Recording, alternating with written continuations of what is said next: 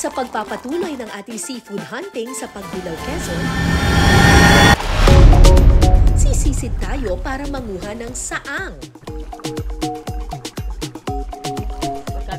Ito ba? Meron din ako.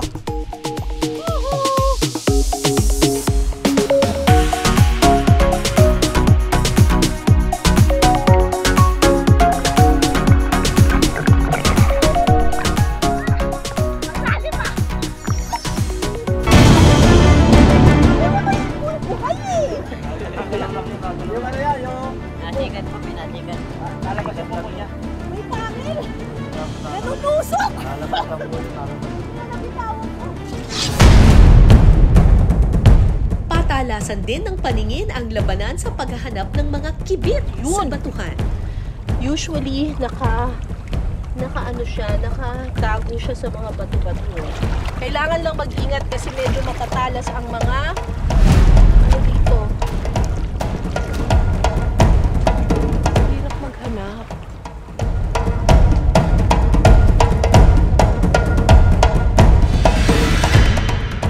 Nakakabit pa talaga. Ayun! Uy, katumakas. Di ka tumakas. Saan ka napunta? Wala ay. Wala ay. Vlog. Maging ang bakawan, susuyurin din natin. Hirap makita. Ano ba yun? Ang hirap hanapin. So, ang problema dito, kapag lumalakad ka, nabubulabog yung tubig, kaya lumalabo. So, dapat dahan-dahan lang daw ang lakad. Yun. Teka lang. Kailangan matalas talaga mata mo dito ah. Yun oh, nakatindig na oh. Nagpapahuli. Ito. Mula sa dagat hanggang sa batuhan, pati na rin sa bakawan, Ayan na, nakikita ko na sila. ang Pagbilao talaga namang sagana sa yamang dagat. Sarap. Ang galing ni Ate Sherry magtimla. Kailangan may talent ka talaga dito sa pagsip-sip. Nice. Kaya naman tara na sa Pagbilao, Quezon!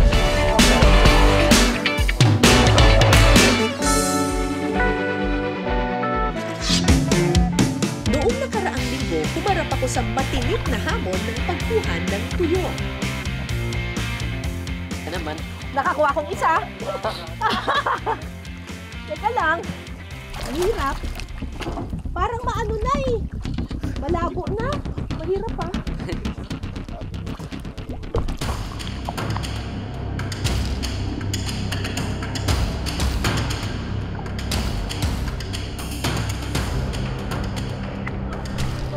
Nakatatlo pa. Wag. Nakatatlo na ako ah. 2, 3.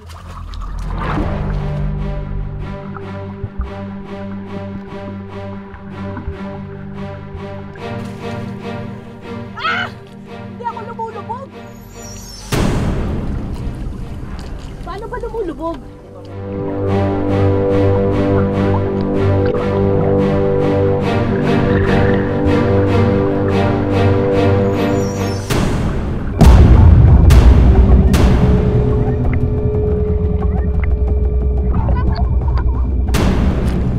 Natusok ako. Ano tayo? Natusok yung tuhod ko. Paano aakyat? Ayun. Pwede ko bang ganunin? Ha? Ha? Natutunaw ba to? Mahapdi eh. Parang sa lubsob. Baka mapapalabas ko. Ay, nakaano siya oh. Tingnan mo oh.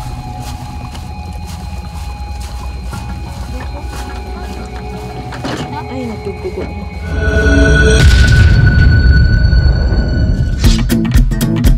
Sumisid din tayo para manguha ng seaweed.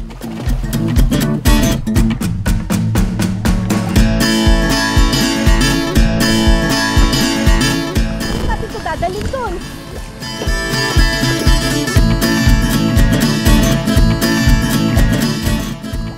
So, ito na.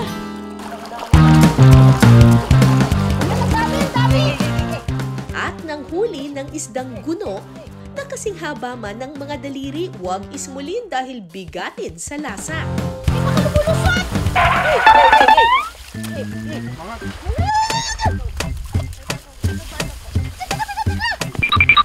Teka, huwag kayong lumabas.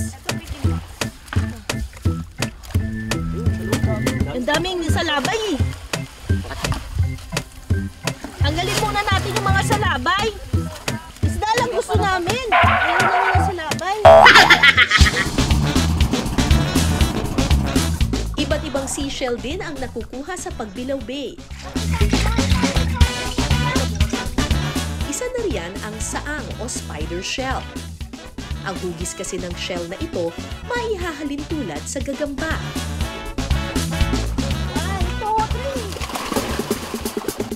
Sa pagkuha ng saang, kailangan ng malakas na resistensya at matalas na mata. Kadalasan kasi silang nagtatago sa mga bato sa ilalim ng dagat. Kagaling, di ba? Ito ba? Oo. Pero din ako. Ang bahagi ng dagat na aming sisisirin, nasa 10 hanggang 14 feet ang lalim.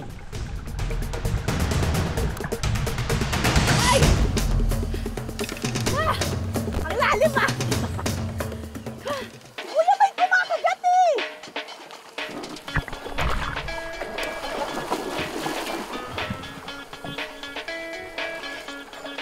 Gato. May ano eh! May pangil! Oo, yun nga po. Nanunusok! Nalabas lang po yun, nalabas. Kaya nabitawan ko.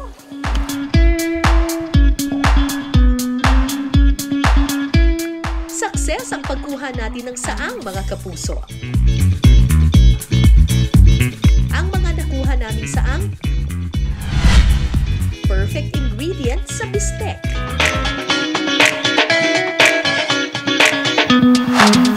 So ito yung mga nakuhang laman mula dito sa saang. Ang ginawa na dito ni Cheryl ay nilaga muna, no? Apo. Tapos ginayat. Apo. Paano yung laga? Matagal ba? Hindi naman po ma'am, mga 15 minutes, 10 minutes, ganun lang Mga po. 15 minutes lang. Apo. Okay. Tapos magluluto tayo ngayon ng bistek. Apo. Bistek na saang. O, sige, game. Itong nakuha natin na to, ilang saang ito? Ano po siya ma'am, mga 12 pieces po. Ah, ganun. Apo. Bakit kailangang ilaga muna yung saang? Para po ma'am, pag kinuha po siya ay madali na. Kasi hindi po natin siya basta-basta makukuha dito ng buo kapag hilaw pa. Opo. So, ibig sabihin nilaga ninyo yung buong Opo, nakalagay. shell talaga? Opo. Bago pagka, saka po siya pupukpukin. Ah, Para makuha para yung laman. makuha Opo. yung laman. Kasi otherwise, kapag hindi nyo siya nilaga muna, mahirap, hindi siya lalabas ng pusa. Hindi po. Sa pagluluto ng bistek na saang, igigisa muna ang bawang at sibuyas.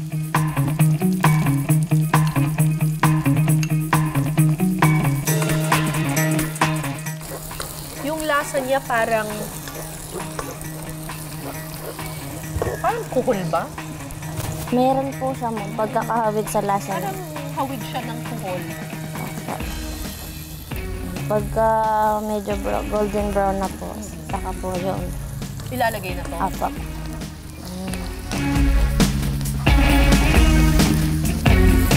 Hindi siya malansa. Hindi malansa yung lasa niya. Apa. Very neutral lang yung yung lasa. So, ang magbibigay talaga ng flavor dito ay yung timpla natin. Apa. Titimplahan ito ng toyo, Optional lang. Sili. Wow, ang daming sili. Okay lang yun ma'am. Hindi yun. at oyster sauce. Lalagyan din ito ng suka at asukal na pambalanse ng lasa. Okay na yan. Okay na po. Tikim-tikim. Talagang kabisado mo na yan, ha? Kasi po lagi ko na ito niluluto. Kasi lagi mo nang niluluto, kabisado mo na. Oh, perfect na. Galing mo talaga. Dami kasing saang na nakukuha ni Janjan, no? Po. Laging yan ulam niyo. Pag nangingilaw po siya sa gabi, tapos nakakaipon ito, ulam na po namin yung automatic. Bongga. Okay. Okay na po. Alright. Mukhang masarap, ha? Bistik na saang. Tikman na natin. Parang masarap sa kanin to, ha? Opo. Oo.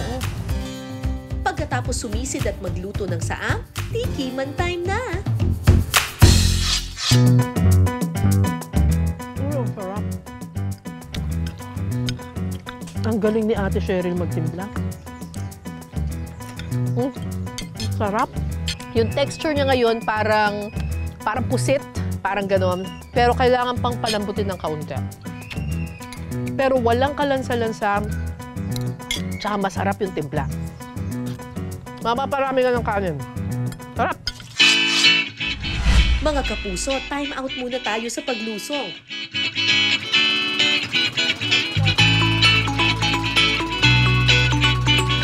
Pupunta naman tayo sa mababatong bahagi ng tabing dagat.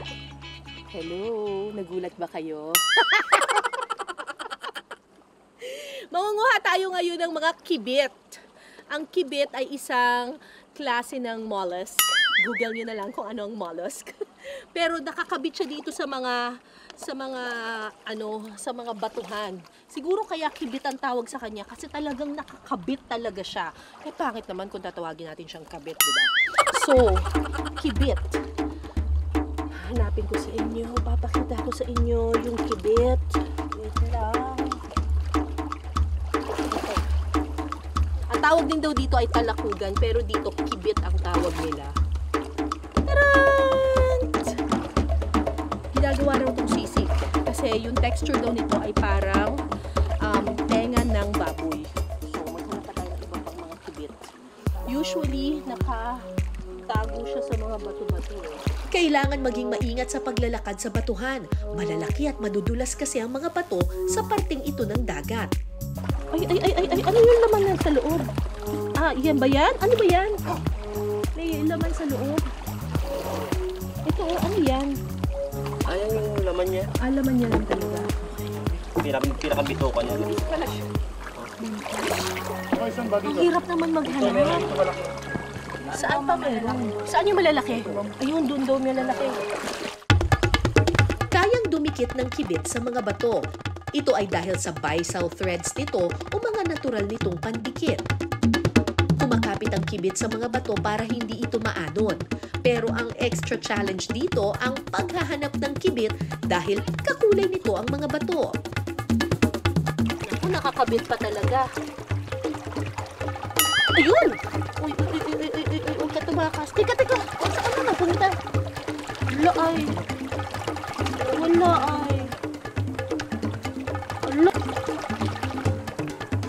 Nilaglag ko kasi. Tusok dito, tusok doon, pagkatapos ng halos 1 oras na paghahanap ng kibit. Ganito karami ang aming nakuha. Ang karaniwang luto ng mga tagapagbilaw sa kibit, sisig. Okay, ang tawag po dito ay kibit o kaya Talakugan. talakogan. Opo. Talakogan. So, dito parang mukha siyang dinosaur. May maning na doon. Ito yung nakakabit doon sa hirap nitong kunin. My God. Tapos ito yung ilalim niya. Ang kukunin lang natin itong bandang ilalim na to. Ito kasi, yan o. Ang tigas. Ang tigas nito oh. Matindi. Eh ito, kinakain din to. Ang Tinatanggal spam. po yan, ma'am. Tinatanggalin Nililinisan po. natin. Kaya po siya ay... So, paano natin ito hihimayin? Nilalaga po siya ng 2 to 3 hours. Sus Marios. Opo. Tapos pagkatapos ng 2 to 3 hours, Yan, saka yan po malambot ng tanggalin. magiging malambot Opo, na, malambot tas- siyang tanggalin. pwede na siyang tanggalin. Opo, ganyan na po magiging itsura niya. So medyo mahirap po itong kunin, mahirap din pong iluto kasi talagang tiniktik mo na siya doon sa Batuhan po. batuhan, tapos 2 to 3 hours mo pa siyang ilalaga hanggang sa lumambot siya. Pero sabi ni ate, masarap naman daw talaga to. Kaya nila ang gagawing sisig kasi para siyang ka-texture ng tenga, ng Opo, baboy. opo. Kailangan hiwain natin siya ng maliliit kasi medyo matigas siyang nguyain. Para siyang cartilage, yung tenga nga ng baboy. So perfect talaga itong gawing sisig. Okay. Una munang ipiprito ang mga nahiwang kibit.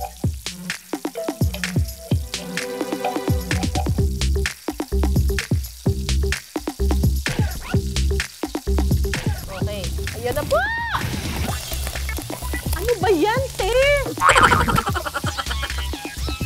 Oh, Lord.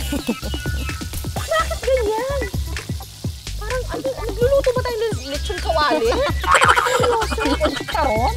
Ano ba yan? Ang mamantika pala. Anong putok-putok na talaga?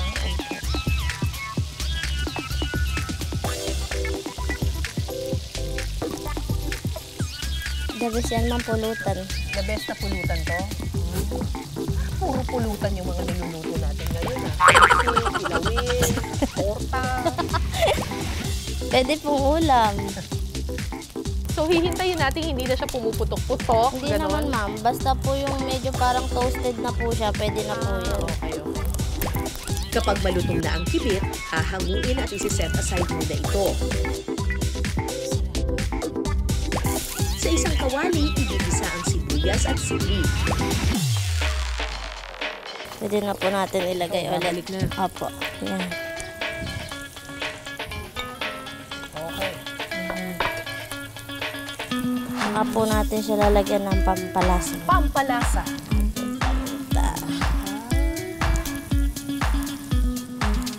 Oyster. Oyster sauce. Seasoning. Opo.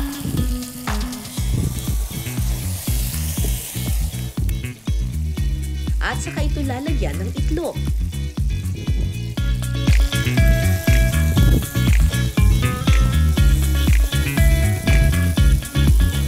Okay na po ito.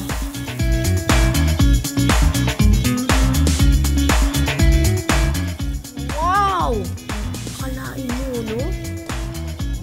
Mukha talaga siyang sisig na ano. Kala mo karne, no? Opo. Hindi mo iisipin talakugon siya, no? Yun. Tapos, Sa kanya po siya pipigaan. Pipigaan. Opo. alright! Handa mo na yung kanin. Sige po. Okay. Okay, tikman natin itong sisig na kibit.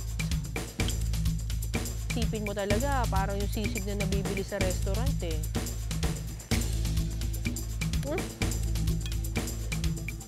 Sarap ng timpla, ah. Masarap yung timpla. Iisipin mo talaga, parang legit na sisig. Pero, mas matigas siya. Mas matigas siya ng kaunti kesa dun sa tenga ng baboy. Medyo kailangan talaga gayatin mo ng maliliit. Kasi may nguya. Pero masarap yung timpla. Masarap yung timpla, walang lansa. Siguro kung gagawa kayo ng ganito, dagdagan nyo pa yung kulo para lumambot siya talaga ng maigi. Kasi medyo matigas pa siya ng kaunti. Pero dahil ginayat naman siya ng maliliit ni ate, kaya naman kainin. Pero masarap yung ano, sarap yung timpla niya. Sisig na sisig.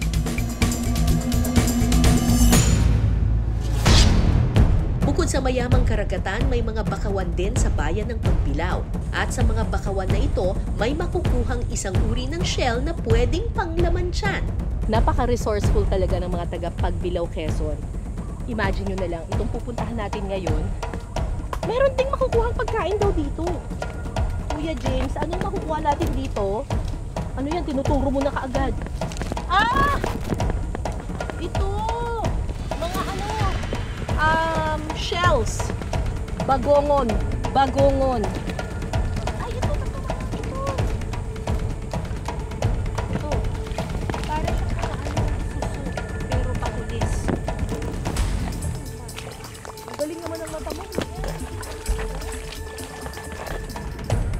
Ang bagongon o horned snail sa Ingles ay isang uri ng seashell na may sukat na umaabot ng hanggang 2 inches. Kilala ang bagongon sa kanyang kakaibang hugis na kahawig ng apa o cone. Masarap daw itong gataan. Ay, iba ata ito. Kinakain din ba to? Hindi ito kinakain? Ano, pero kinakain din ba to? Ah, hindi. Kailangan nyo ba? Eh, ang dilim na ng tubig. Paano natin makikita? Oh. Sige, kuya. Ito lang.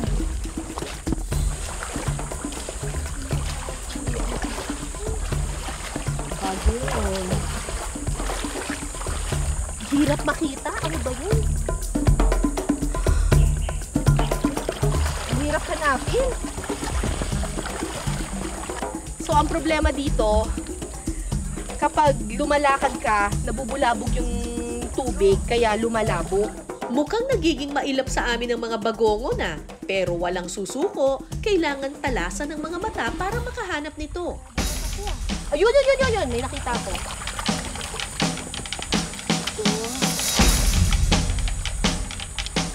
Parang patay mo yung tagaan.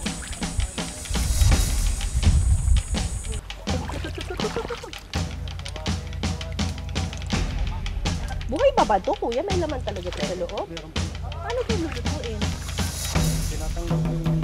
Tatanggalin yung puwet tapos? Tapos lulutuin na. Kailangan matalas talaga mata mo dito ah.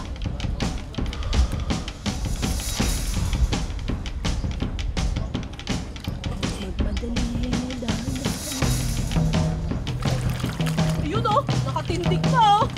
Nagpapahuli. Naging mailap man sa una, hindi tayo nabigo sa pagkuha ng mga bagongon. Ang mga bagongon, perfect daw iluto sa gata. Hello po mga kapuso. Ngayon po ay tuturuan ko kayo kung paano magluto ng ginataang bagongon. Sa isang kawali, igigisa ang bawang at sibuyas. Ilagay na po natin ang bagongon.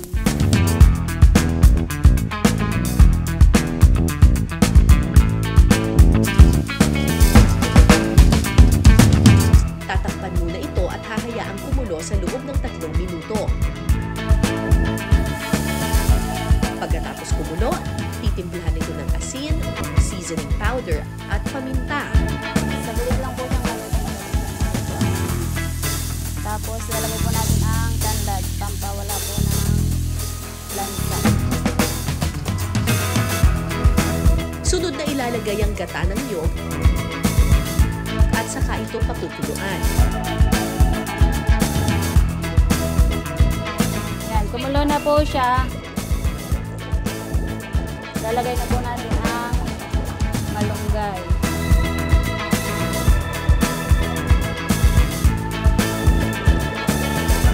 Pakukuluan ulit ito hanggang sa maluto ang dahon ng malunggay. Maya-maya pa, luto na ang ginataang bagongon. Hirap makita. Ano ba yun? Ang hirap hanapin. So, ang problema dito, kapag lumalakad ka, nabubulabog yung tubig, kaya lumalabo. So, dapat dahan-dahan lang daw ang lakad.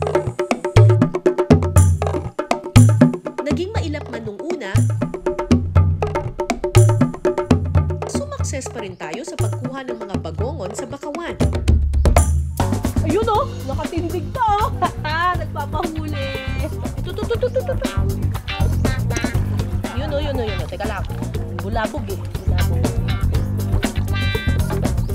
Ang mga nakuhang bagongon, perfect kapag ginataan. Kumusta naman kaya ang lasa?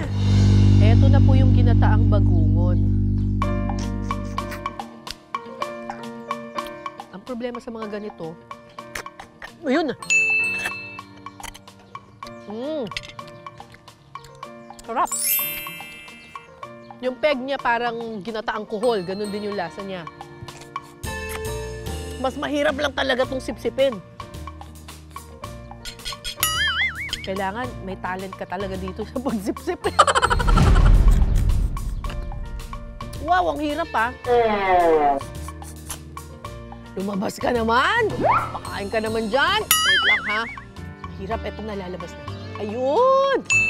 Kasi di ba yung kuhol, ang dali lang niya kapag pag may toothpick. Ito kasi kailangan mo talagang palabasin sa pamamagitan ng pagsipsip.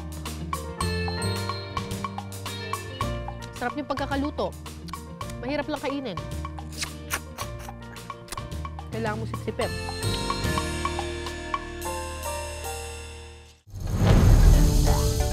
pagbisita sa Pagbilao, Quezon, nakita natin kung gaano kayaman ang kanilang karagatan at coastal wetlands. Nakatatlo na ako ah. Oh, ito na. Ayan, ang dami, ang dami. Sige, sige. Kailangan lang talaga ng sipag at tiyaga. Ang lalim ah. Parang iba't ibang klase ng seafood ating matikman. Ang mahal nito ah. Pero dito, libre lang oh. Sarap!